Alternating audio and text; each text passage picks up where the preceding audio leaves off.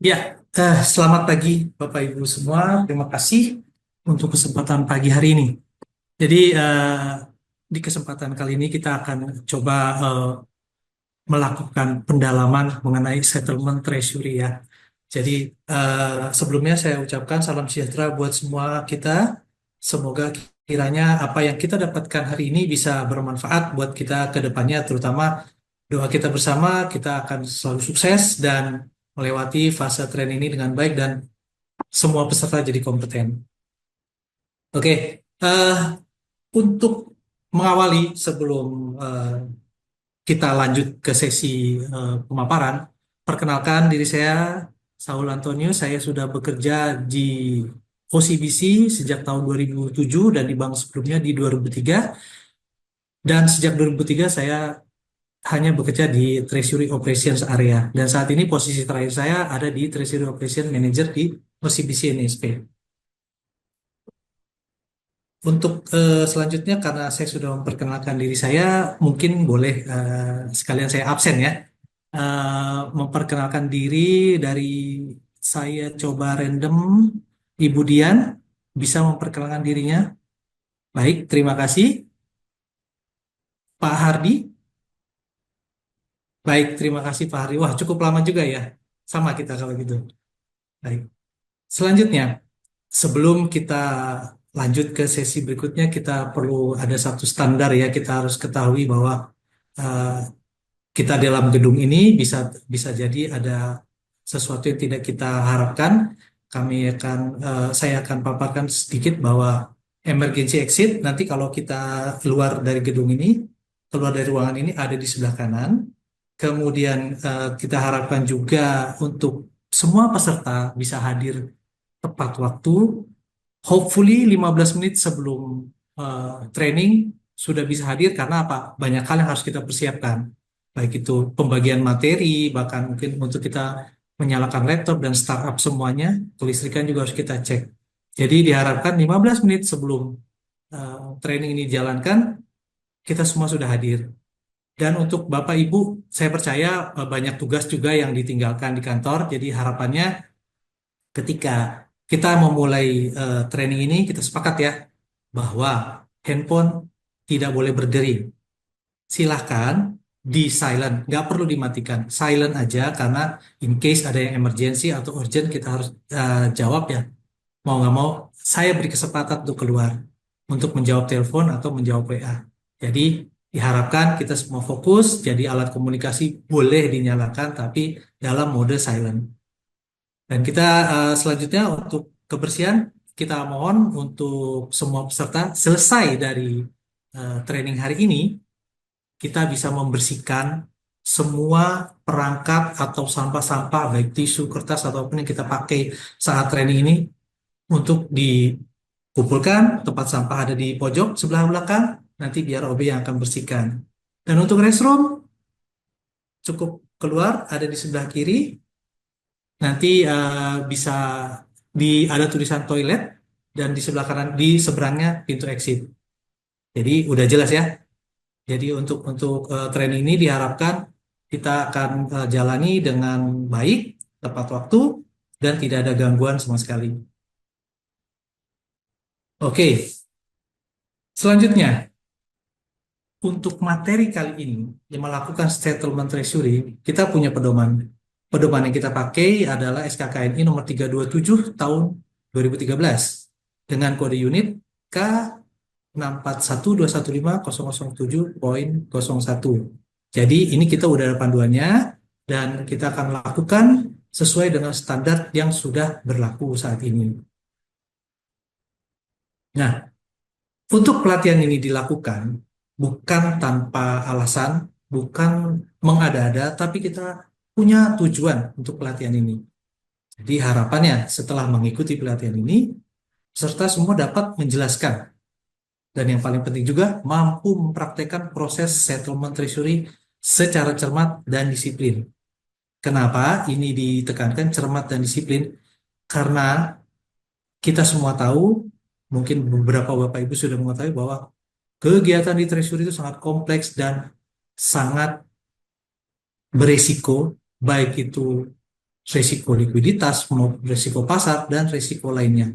Jadi artinya ini suatu hal yang krusial harus kita pahami dan kita harus standardize sehingga apa yang dilakukan oleh bisnis kita, kita bisa selesaikan dan settlement dengan baik dan benar sesuai dengan peraturan yang berlaku.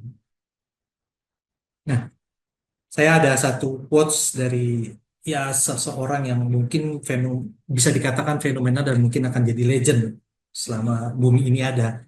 Dari Jack Ma kalau yang menyatakan bahwa apabila kamu sudah memutuskan untuk menekuti suatu bidang, jadilah orang yang konsisten.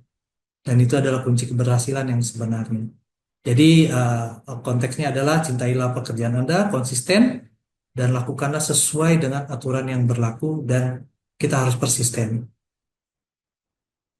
Nah, konteks variabel untuk kompetensi saat ini adalah unit kompetensi ini diperlukan untuk melakukan settlement treasury mencakup ini seperti saya mention tadi bahwa kegiatan di treasury itu cukup banyak dan cukup berisiko di mana itu ada transaksi money market, foreign exchange, fixed income, derivatif dan lain sebagainya yang bisa kita baca di presentasi ini. Jadi artinya benar-benar harus hati-hati dan cermat dalam melaksanakannya. Untuk peralatan yang kita butuhkan adalah komputer dan fasilitas internet. Kemudian perlengkapannya itu format isian, produk layanan bank, sistem administrasi, dan alat tulis kantor untuk saat ini ya. Nah, untuk sikap kerja, seperti saya sudah mention di awal, kuncinya adalah dicermat, teliti, disiplin. Tiga aspek ini, tiga sikap kerja ini harus kita miliki untuk menjalankan apa yang kita katakan sebagai melakukan settlement transaksi treasury. Karena satu aja kita miss, bisa jadi akibatnya cukup besar. Contoh, misal, kita tidak disiplin dalam menganalisis underlying dokumen. Itu akan sangat berbahaya karena apa? Regulasi kita breach. Tentunya itu akan berdampak buruk untuk perusahaan kita. Jadi sikap kerja itu kita harus jaga, sikap kerja harus benar-benar kita teliti, disiplin, dan cermat untuk sikap kerja ini. Aspek kritis, itu teliti dan akurat, masih mengulang seperti yang tadi, sama saja, kita harus teliti dan akurat, cermat dan tepat. Bahkan dalam menyusun laporan sekalipun. Karena kita sebagai bank punya regulasi yang selalu minta laporan dari kita. Jadi itu yang harus kita pegang teguh selama kita menjalankan settlement transaksi treasury. Nah, jadi untuk pendahuluan, jadi saya mungkin dari Bapak Ibu sudah ada yang mengenal eh, kegiatan treasury, tapi untuk lebih lebih lebih afdolnya saya perkenalkan dulu. Jadi fungsi utama treasury itu adalah menjaga likuiditas yang optimal dari bank, selain juga nanti ada fungsinya untuk yang profit taking ya. Nah, jadi untuk treasury ini ya, selain menjaga likuiditas, mereka juga akan melihat apakah ada peluang-peluang untuk mendapatkan profit. Likuiditas di sini yang dimaksud adalah bagaimana menyeimbangkan antara aset kita terhadap liabilities kita, kewajiban kita dengan tagihan kita. Jadi itu nanti akan bisa lebih jelas lagi di sesi berikutnya, akan saya lebih jelaskan, cuman ini gambaran besar untuk treasury adalah demikian.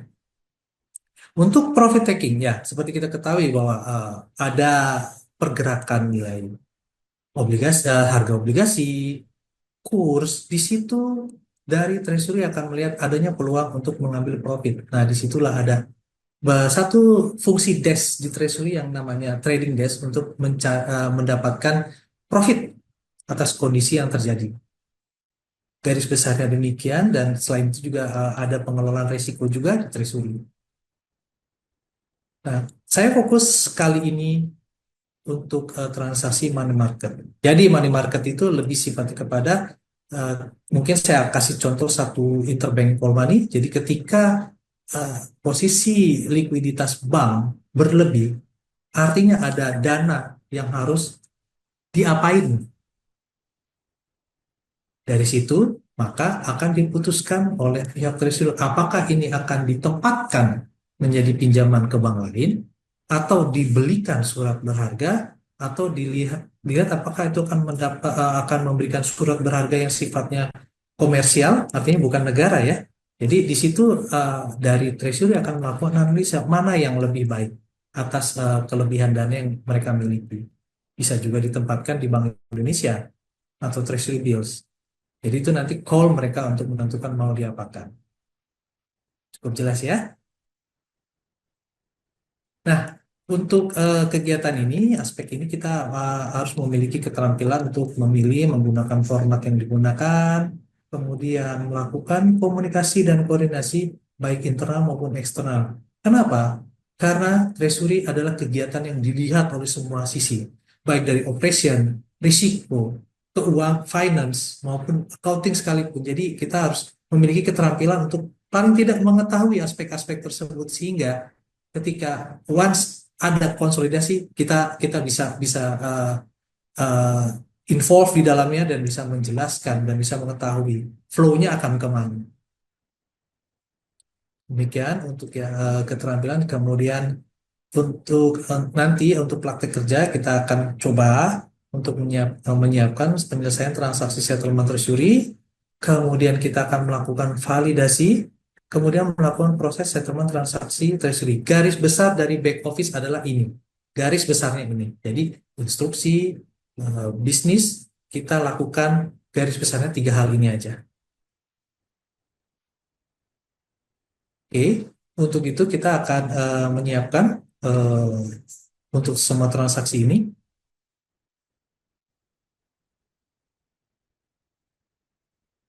Kemudian untuk tadi tiga kegiatan besar, yang terakhir adalah yang kedua adalah kita melakukan validasi transaksi. Kenapa ini penting? Karena dalam proses operation sudah sangat wajar ada proses maker dan checker. Jadi apa yang sudah dibuat oleh bisnis kita harus lakukan validasi untuk memastikan bahwa dealnya itu benar, dealnya itu akurat dan tepat. Karena once terjadi dispute, risikonya cukup besar. Karena treasury itu memaintain nominal yang tidak tidak kecil, cukup besar. Makanya kita harus memastikan apakah di strip transaksi itu sudah tepat. Kalau sudah tepat, kita akan validasi untuk di proses berikutnya, baik itu settlement maupun pelaporannya. Dan salah satu lagi yang penting, kita harus melakukan konfirmasi terhadap counterparty kita.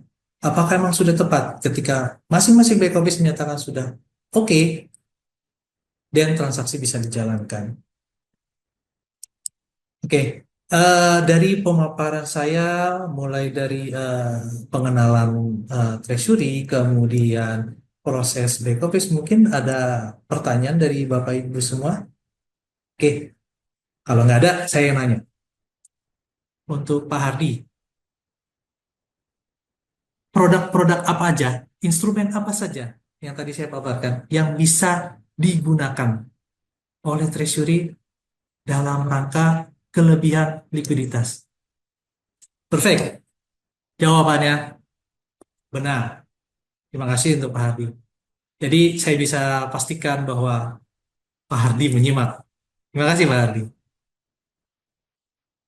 Oke, sekarang and then kita sekarang coba eh, praktis ya. Nah, di meja Bapak Ibu ada beberapa dokumen. Tolong lakukan tiga hal, tiga step tadi itu untuk proses settlement treasury. Oke, terima kasih. Kesimpulannya, biasanya kalau ada kesimpulannya langsung pada bangun nih. Kesimpulan, tugas dan tanggung jawab penyelesaian transaksi settlement treasury dijelaskan sesuai ketentuan bank. Kemudian kebutuhan data dan informasi yang dibutuhkan untuk validasi diidentifikasi sesuai dengan SOP. Ini SOP. SOP itu penting karena SOP yang akan mengguidance kita untuk supaya melakukan itu dengan cermat dan teliti. Kemudian formulir dalam sistem aplikasi IT untuk penyelesaian transaksi settlement treasury diidentifikasi untuk memastikan penggunaannya. Jadi untuk evaluasi eh, di meja Bapak Ibu ada daftar pertanyaan Bisa diisi, pertanyaan sudah saya siapkan, bisa diisi jawabannya nanti bisa ditinggalkan saja selesai sesi ini nanti dari panitia akan mengumpulkannya. Terima kasih.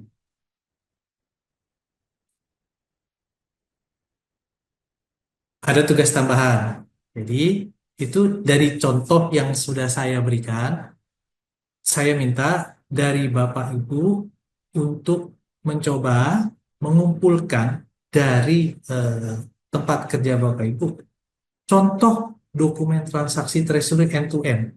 Jadi maksudnya mulai dari deal slip, kemudian mungkin screenshot untuk proses settlementnya, pelaporannya, bahkan sampai konfirmasi dengan counterparty-nya. Bisa ya? Ini tugas tambahannya. Oke, demikian ya pemaparan dari saya. Kurang dan lebihnya saya mohon maaf. Dan terakhir saya mau tutup dengan pantun. Bang Mamat beres ngeronda.